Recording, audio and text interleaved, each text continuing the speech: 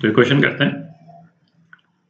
Magnetic field B है ना, B की वैल्यू दे रखी है, क्या दिया हुआ है magnetic field B is equal to B naught by A into Y है ना, K is acting into the paper in positive Z direction. तो एक बार एक्स वाई एक्सिस अपन देख लें। एक्स एक्सिस जो है वो इस डायरेक्शन में है और वाई एक्सिस जो है वो वर्टिकली डाउनवर्ड्स है। तो वाई जो है इस डायरेक्शन में इंक्रीज कर रहा है, ठीक है। अच्छा, और एक्स और वाई एक्सिस यदि इस ओरिएंटेशन में है तो जेड एक्सिस जो है वो इनटू द पेपर होगा, ठीक है। तो मैग्नेटिक फील्ड का डायरेक्शन जो है वो इनटू द पेपर है, जैसा यहाँ पे भी शो कर रखा है, ठीक। A square loop EFGH of side A, mass m and resistance R in XY plane starts falling, है ना। ये रेड वाला स्क्वायर लूप है, ये इसको हमने t इज इक्वल टू 0 पे छोड़ दिया, तो ये ग्रेविटी से फॉल कर रहा है, is falling under the influence of gravity. Note the direction of x and y in the figure. अच्छा, तो एक तो हमको इंड्यूस्ड करंट निकालना है इस लूप में, एक टोटल लॉरेंट्ज फोर्स कितना एक्ट कर रहा है, मतलब इसमें जब करंट फ्लो करेगा तो मैग्नेटिक फील्ड के कारण इस लूप पे क्या फोर्स एक्ट करेगा वो, और जो उसकी स्पीड होगी, स्पीड का रिलेशन निकालना। तो पहले तो ये देखें कि इसमें इंड्यूस्ड करंट होगा क्यों, है ना, क्योंकि मैग्नेटिक फील्ड जो है वो ग्रेजुअली इंक्रीज कर रही है। तो ये लूप जो है वो लो मैग्नेटिक फील्ड के रीजन से हाई मैग्नेटिक फील्ड के रीजन में जा रहा है ना। आप विजुलाइज कर रहे हैं, क्योंकि इसमें ये वाई वाला जो कंपोनेंट है इसके कारण मैग्नेटिक फील्ड इंक्रीज कर रही है। आप विजुलाइज करना चाहें तो जैसे मैग्नेटिक फील्ड की डेंसिटी जो है यहाँ पे इतनी है ना, फिर यहाँ पे जो है वो इतनी हो जाएगी, और नीचे चले जाएंगे तो मैग्नेटिक फील्ड की डेंसिटी जो है वो ये हो जाएगी। आप देख लें, है ना, डेंस होती जा रही है मैग्नेटिक फील्ड। तो जब ये लूप इसके थ्रू गिरेगा तो मैग्नेटिक फ्लक्स जो इसके थ्रू पास हो रहा है लूप के थ्रू ग्रेजुअली इंक्रीज कर रहा है। यदि मैग्नेटिक फील्ड यूनिफॉर्म होती तो कुछ भी नहीं होता, पर मैग्नेटिक फील्ड चूंकि इंक्रीज कर रही है तो है ना ईएमएफ इंड्यूस होगा और उसके कारण करंट इंड्यूस होगा। तो ऐसे करते हैं, किसी भी एक पर्टिकुलर पॉइंट पे जो मैग्नेटिक फील्ड इसके थ्रू पास हो रही है ना, उसका एक्सप्रेशन निकालते हैं। Suppose t is equal to 0 second पे आपने इसको रिलीज किया और उस टाइम पे y की वैल्यू 0 थी, और t is equal to t second पे जो है y की वैल्यू ये y के बराबर हो गया, है ना। तो ये t is equal to t second पे अपन ने डिपिक्ट किया हुआ है। तो ये पोर्शन सपोज ये y है, ठीक है, और इसका डायमेंशन दे रखा है a, इसका डायमेंशन है ना, स्क्वायर लूप है। तो एक छोटा सा पोर्शन ले लेते हैं इस लूप का, सपोज ये वाला पोर्शन ले लिया, है ना, इसको अल्फा मान लेते हैं, और ये जो छोटा सा पोर्शन अपन ने लिया ये वाला, है ना, इस पोर्शन को डी अल्फा मान लेते हैं, ठीक है। तो डी अल्फा के थ्रू जो मैग्नेटिक फ्लक्स जो पास होगा, है ना, वो क्या होगा, phi is equal to magnetic field D alpha में मैग्नेटिक फील्ड कितना होगा, B naught by A into इसकी डेप्थ, मतलब वाई प्लस अल्फा, ठीक है। इतना तो मैग्नेटिक फील्ड हो गया डी अल्फा तक पहुंचते, और इसके थ्रू मैग्नेटिक फ्लक्स तो ए डी अल्फा, ठीक है। ये तो डी फाई हो गया, ठीक है। अच्छा, अब इसको इंटीग्रेट कर देते हैं, तो डी फाई कितना हो गया, B naught Y D alpha plus alpha D alpha, ठीक है। अब अपने को टोटल फ्लक्स निकालना है, तो इसको इंटीग्रेट कर देते हैं, और इसको इंटीग्रेट कर देते हैं 0 से a के बीच में। तो फाई की वैल्यू किसी भी एक पर्टिकुलर टाइम पे ये कितनी आ जाएगी, B naught Y A plus B naught A square by 2। तो ये फाई जो है वो पास कर रहा है इस वाले लूप के through at t is equal to t seconds पे। तो इसमें ईएमएफ कितना इंड्यूस होगा, ईएमएफ जो है वो d∅/dt। अच्छा, अभी अपन ईएमएफ का डायरेक्शन नहीं देख रहे हैं, है ना, वो अपन अलग से डिस्कस कर लेंगे। यहाँ पे इसलिए मैं माइनस नहीं लगा रहा हूँ, ठीक है, केवल मैग्नीट्यूड की बात कर रहे हैं अपन। तो ये ऊपर वाला जो एक्सप्रेशन है, इसमें ये वाली टर्म तो कांस्टेंट ही है, तो d∅/dt में ये टर्म तो जीरो ही हो जाएगी, और इसमें y जो है ये वेरी कर रहा है, ठीक है।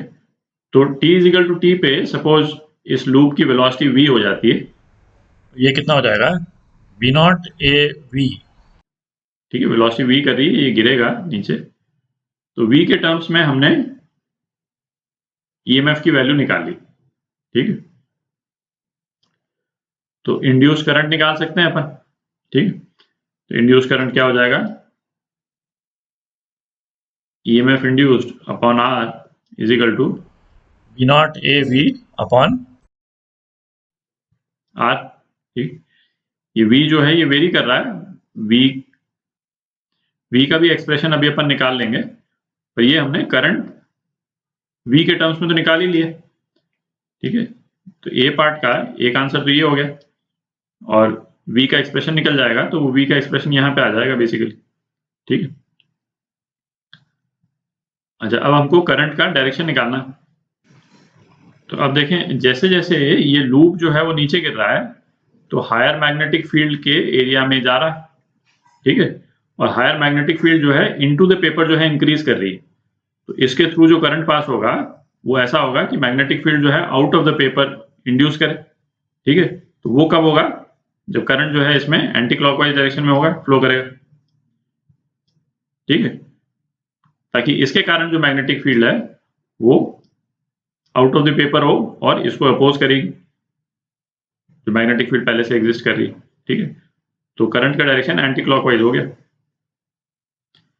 तो अब थोड़ी जगह बना लेते हैं। अच्छा, अब देखते हैं करंट लूप पे फोर्स कितना लग रहा है। तो फोर्स का क्या एक्सप्रेशन होता था, कोई भी कंडक्टर यदि मैग्नेटिक फील्ड से पास कर रहा है तो उस पर फोर्स लगता था आई एल क्रॉस बी के बराबर, ठीक। तो ये स्क्वायर लूप के चारों साइड्स पे फोर्स का डायरेक्शन देखते हैं।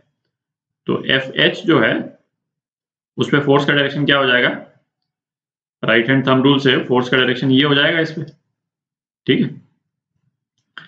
अच्छा, ई जी पे देखते हैं। तो ई जी पे फोर्स का डायरेक्शन जो है वो ये हो जाएगा, ठीक है। अच्छा, और ई जी और एफ एच जो है उस पे मैग्नेटिक फील्ड तो सिमेट्रिकली वेरी कर रही, ठीक है। जो फील्ड एफ एच पे है वही फील्ड ई जी पे है, तो ये दोनों फोर्स तो बराबर हो जाएंगे, तो एक दूसरे को कैंसिल आउट कर देंगे, ठीक है। अब ई एफ देखते हैं। तो ई एफ पे जो फोर्स लग रहा है वो इस डायरेक्शन में लग रहा है, ठीक है। अच्छा, और जी एच पे जो फोर्स लग रहा है वो इस डायरेक्शन में लग रहा है, और जी एच पे चूंकि मैग्नेटिक फील्ड ज्यादा है, क्योंकि मैग्नेटिक फील्ड जो है वो इंक्रीज कर रही है y के डायरेक्शन में, तो इसीलिए जी एच पे जो फोर्स लग रहा है वो ज्यादा है ना, ये तो दिख रहा है, magnitude of force on G H is higher than magnitude of force on E F, ठीक, क्योंकि यहाँ मैग्नेटिक फील्ड ज्यादा है। तो एक नेट फोर्स जो है वो ऊपर के डायरेक्शन में लग जाएगा। अच्छा, जैसे जैसे लूप जो है वो नीचे गिरता जाएगा वैसे वैसे जो मैग्नेटिक फील्ड का जो डिफरेंस होगा ई एफ और जी एच के बीच में वो इंक्रीज कर जाएगा, ठीक है। तो जो नेट फोर्स ऊपर के डायरेक्शन में है वो इंक्रीज कर जाएगा, और एक स्टेज ऐसी आएगी कि वो फोर्स जो है वो ग्रेविटेशनल फोर्स के बराबर हो जाएगा, ठीक है। तो उसके बाद में वेलोसिटी जो है वो इंक्रीज नहीं करेगी, है ना, टर्मिनल वेलोसिटी हो जाएगी, ठीक है। तो अब इसको करते हैं मैथमेटिकली। तो ऊपर के डायरेक्शन में जो नेट फोर्स है वो कितना हो जाएगा, F G H minus F E F, ठीक है। तो ये कितना हो गया, आई एल, एल जो है वो ए के बराबर है, और मैग्नेटिक फील्ड जी एच पे, तो सपोज ये डिस्टेंस y है और ये डायमेंशन तो a है अपने को मालूम है, तो I A into magnetic field, तो B naught upon A Y plus A, ठीक है, minus I A B naught upon A Y, ठीक। तो ये कितना हो गया, आई ए बी नॉट। तो इसमें आई की वैल्यू यदि अपन डाल देते हैं तो क्या आ जाएगा, आई की वैल्यू यहां से डाल सकते हैं। अच्छा, इसमें एक करेक्शन कर लें, ये y जो यहाँ पे लिखा हुआ है ये टर्म एक्चुअली a थी, है ना, आप जा करके देख लें, अभी जो अपन ने डिराइव किया है ये गलती से यहाँ पे y लिखा गया है, तो ये बी नॉट ए वी है और ये B naught A V upon R है, ठीक है। तो ये हो जाएगा B naught square A square V upon R, ठीक है। तो ये नेट फोर्स आ गया, v के टर्म्स में निकाल रहे हैं क्योंकि v का एक्सप्रेशन अभी तक अपन ने निकाला नहीं है ना, तो इसको नोट कर लेते हैं और अब वेलोसिटी का एक्सप्रेशन निकालते हैं। तो इस लूप पे जो फोर्स लग रहे हैं, ग्रेविटेशनल फोर्स तो नीचे लग रहा है mg, और एफ नेट जो है वो ऊपर के डायरेक्शन में लग रहा है। तो इस लूप का जो नेट एक्सेलरेशन हो जाएगा वो क्या हो जाएगा, ma is equal to mg minus F net, ठीक है। अच्छा, इसको ऐसा करते हैं, ये वाली जो टर्म है, ये वाली टर्म तो कांस्टेंट है, ये वाली टर्म ये तो कांस्टेंट है, तो इसको k से रिप्लेस कर देते हैं, तो इसको k भी बोल देते हैं, ठीक है। तो ये कितना है, ये आ गया mg माइनस के वी, ठीक है। तो ये हो गया m dv by D T is equal to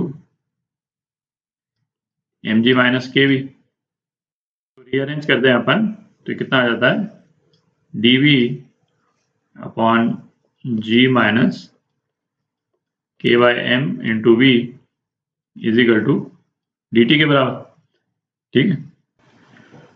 तो इस एक्सप्रेशन को अब अपन इंटीग्रेट करते हैं दोनों तरफ, 0 टू t और इसको 0 टू v के बीच में, ठीक। तो ये कितना आ गया, minus 1 upon K by M L N G minus K by M V, ठीक है। और ये एक्सप्रेशन 0 टू v और is equal to time t, ठीक। थोड़ी जगह बना लेते हैं, तो ये कितना हो गया, L N G minus K by M we, ये पूरा ही है, अपॉन जी, ठीक है, is equal to minus K by M T, ठीक है। तो इसको रीअरेंज कर देंगे, है ना, तो क्या एक्सप्रेशन आ जाएगा अपना, तो वेलोसिटी का एक्सप्रेशन आ जाता है M G by K 1 minus E to the power minus K by M T, ठीक है। अच्छा, टर्मिनल वेलोसिटी निकालनी, तो t is equal to infinity डाल देंगे, तो ये वाली टर्म तो 0 हो जाएगी, ठीक है। तो टर्मिनल वेलोसिटी वी टी बोल देते हैं उसको, तो ये कितनी आ जाती है, एम जी बाई के, ठीक है। और k का एक्सप्रेशन यदि अपन डाल दें यहाँ पे, तो ये कितना हो जाएगा, M G upon B naught square A square by R, ठीक है। तो M G R upon B naught square A square, ये टर्मिनल वेलोसिटी हो गई, ठीक है। तो ये आपके आंसर, ये वेलोसिटी का जनरल एक्सप्रेशन आ गया और ये टर्मिनल वेलोसिटी आ गई।